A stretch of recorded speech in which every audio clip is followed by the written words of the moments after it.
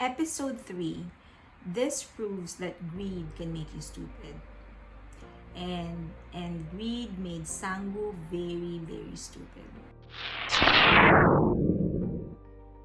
First, the striking difference between the two female characters, Sebyok and Minyo.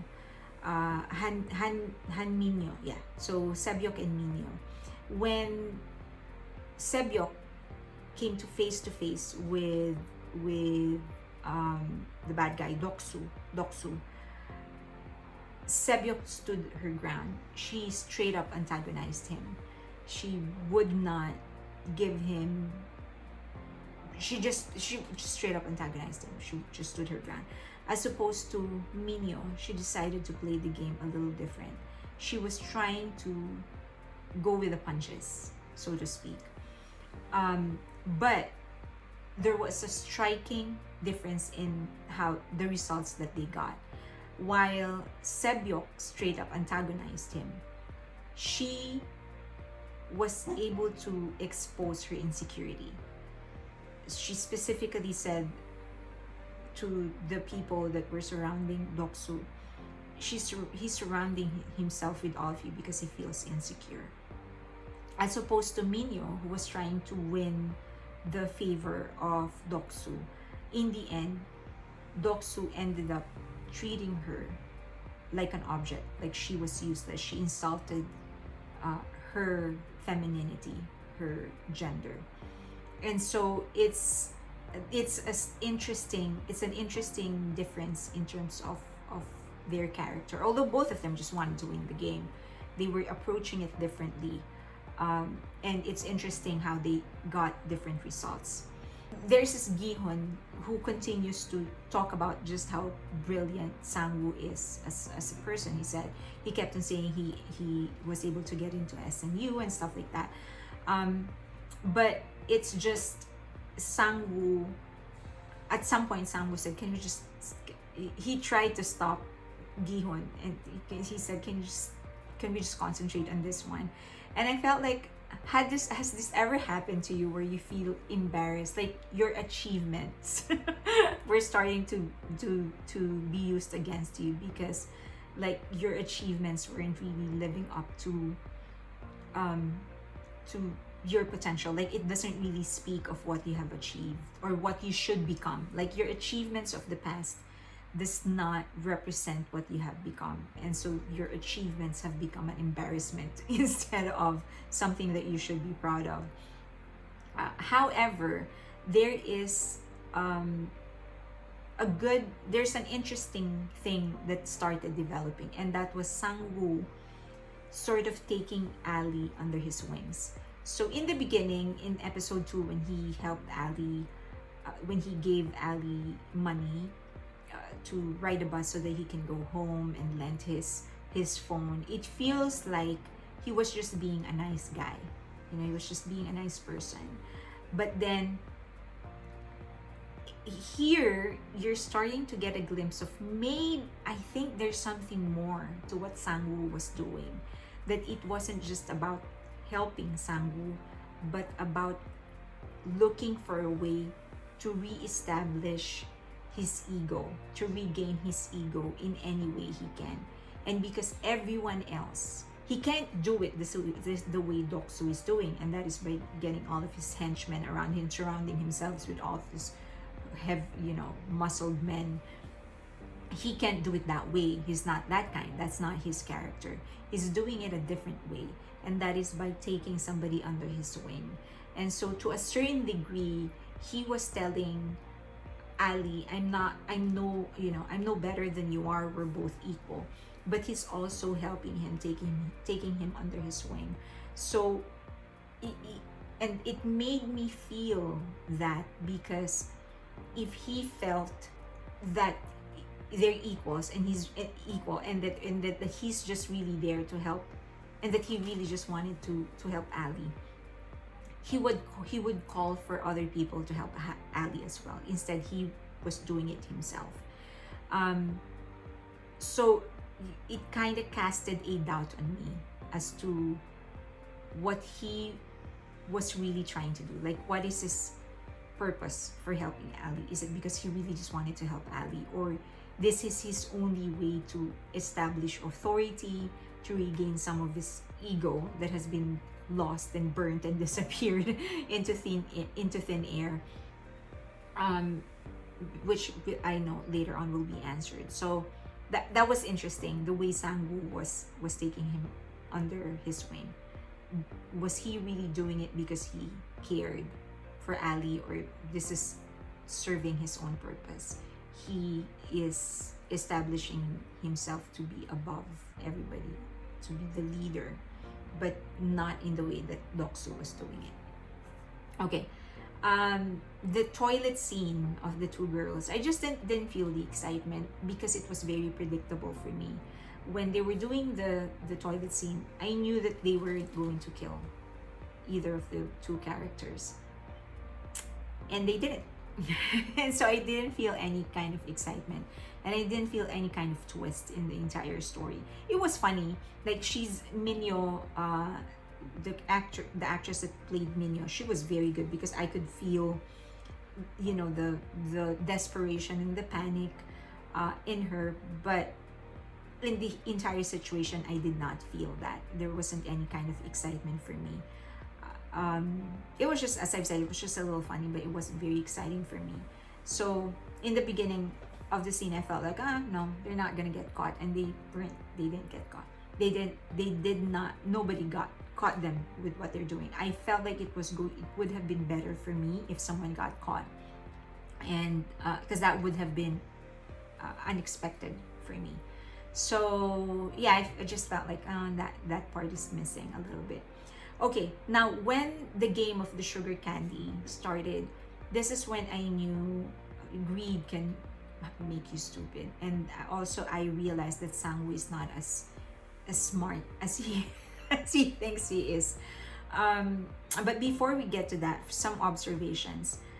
I did not feel the anguish when people started dying around other people, because I could just imagine if there's a sea of people around me dying,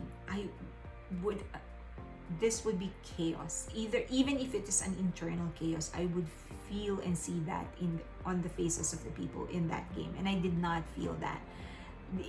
People were just too calm, and sure, they already experienced people dying around them in the first game when they were doing the very first game that they played, but still, this is still, it wouldn't be enough for them to be desensitized about people dying around them. I just don't feel the panic. I didn't feel the anguish. So that's one. I did see it in Doksu. So surprisingly, which is probably a glimpse of his humanity, and that's probably intentional. Among all the characters there, Doksu was the only one who showed just how he can struggle internally. Like, he doesn't really flinch, he doesn't move big, he doesn't scream, he doesn't yell, he doesn't externally panic, but in his face you can just see the shock, the fear, the anguish that there are all of this blood around him, people dying around him. I felt that, and kudos to his acting. I did see them panicking in relation to their task, but not like they were panicking on how they can accomplish their task, and it is understandable. I'm sorry for my dog just barking. He's actually asleep and he's dreaming. But so I did understand that they were going to panic to finish their task because that's going to save their lives. If they don't finish their task, then they're going to die. But I feel like there should be a connection between their task and all of these bodies that are dropping dead around them. I did not feel the panic towards those, and the anguish and the pain and the fear in relation to the bodies dying around them. I felt it on the task that they were rushing to finish. I did love Gi-hun in this part though, when he was licking the candy, the sugar candy. I just love that expression in his face. You can see the desperation. There's a mix of desperation, stupidity, humor in him, and the excitement that he figured it out all in one scene. That's what a great actor is. That's what a great, and it wasn't even there were no big movements. It was just him licking his sugar candy, and kudos to the editor who decided I am going to make this a slow motion scene because then it emphasized every expression, like every frame of his expression, the transition from one frame to another just made all of those emotions become clearer to me as an audience. Bravo. Okay. The other thing is that I would have wanted, because everyone started copying what he was doing, I would have wanted to see the reaction, the first reaction of other people when they see him do it. Like I would want them to, oh, hey, well, wait, that's something I can copy. I did not see that with the other characters. After him doing it, I just saw other people starting copying him. I also don't know the reasoning behind the red guard that was shot when the guy took his mask off and then he got shot. I don't know why he had to. Like, I don't know, I certainly hope there's a payoff after that one. So when the guard took off his mask, I certainly hope that there's a payoff. But at that moment, I don't understand what it was for. Sure, I mean, like from in the narrative of the story, the chronological events of the story, so I do understand, okay, don't take your mask off or you'll die.